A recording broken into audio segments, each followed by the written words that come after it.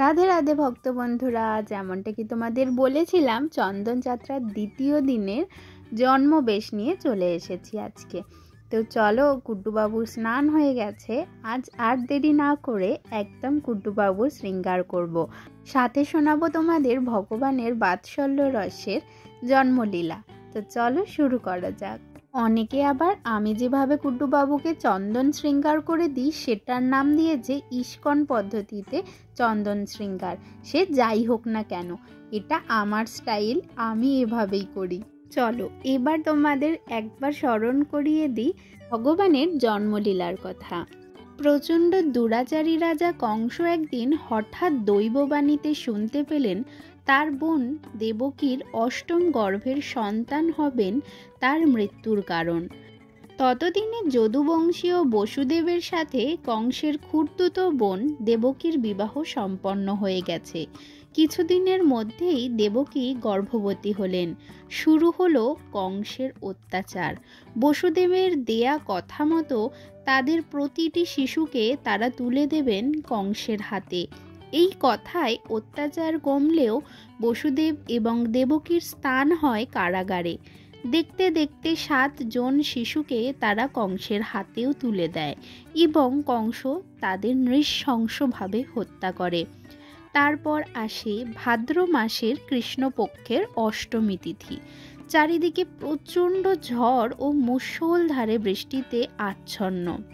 কারাগারে আবির্ভূত ভগবান নারায়ণ দেবকী ও বসুদেবকে মনে করিয়ে দিচ্ছেন তাদের পূর্ব জন্মের কঠোর তপস্যার কথা, যেখানে ফলস্বরূপ দেবকী মাতা ভগবানকে নিজের সন্তান হিসেবে পাওয়ার আকাঙ্ক্ষা প্রকাশ করেছিলেন। তবে চতুর্ভুজ নয়, দ্বিভুজ সুন্দর ফুটফুটে শিশুরূপে তিনি ভগবানকে নিজের কাছে পেতে চেয়েছিলেন। আর ভক্তের ইচ্ছা কখনোই ভগবান ফেলতে পারেন না। তাই কিছু সময়ের মধ্যেই মাতা দেবকীর কোল আলো করে সুন্দর ফুটফুটে শিশুরূপী কৃষ্ণের আবির্ভাব হয়। মুহূর্তের মধ্যে সব কিছু স্তব্ধ হয়ে গেল। ঘুমিয়ে পড়ল প্রহরীরা। দৈববাণীতে বসুদেব নির্দেশ পেলেন ওই সদ্যজাতকে গোকুলে রেখে আসার জন্য।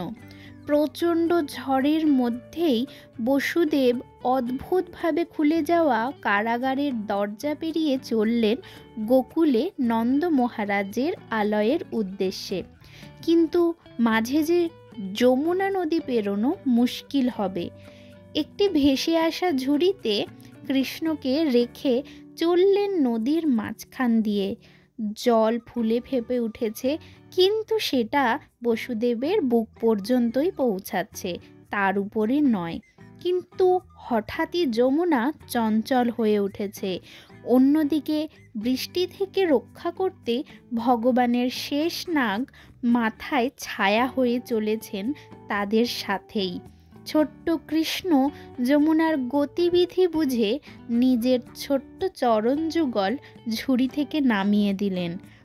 সাথে সাথেই সেই ছোট্ট ছোট্ট চরণ স্পর্শ করে যমুনা দেবী তাকে প্রণাম করলেন। শান্ত হলো যমুনা এবং নন্দ আলয়ে পৌঁছালেন ছোট্ট কৃষ্ণ বাবা বসুদেবের সাথে। দেবকী মায়ের থেকে এলেন এখন যশোদা মায়ের কাছে। পরদিন পরমানন্দে নন্দ আলয়ে নন্দ উৎসব পালন হলো। সেই ছোট্ট কৃষ্ণকে দেখতে যেই আসেন সেই সব কিছু ভুলে শুধু কৃষ্ণ আহ্লাদে মগ্ন হয়ে ওঠেন। কিছুদিনের মধ্যে গর্গাচার্য মুনি এসে তার নামকরণ করেন কৃষ্ণ।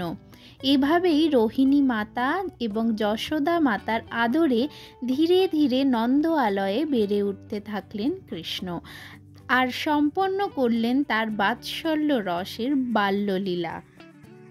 আর দেখো বন্ধুরা, তোমাদের সাথে গল্প করতে করতে কুড্ডুবাবুও একদম রেডি হয়ে গেছে। যেহেতু ছোট্ট পুচু কৃষ্ণ, তাই আজকে আমি কুড্ডুবাবুকে দোলনাতেই বসিয়েছি। কি মিষ্টি লাগছে দেখো। তো বন্ধুরা, আজকের ভিডিও এই পর্যন্তই। কাল ফিরবো রাজবেশ নিয়ে। ততক্ষণ তোমরা সুস্থ থাকো, ভালো থাকো। রাধে রাধে।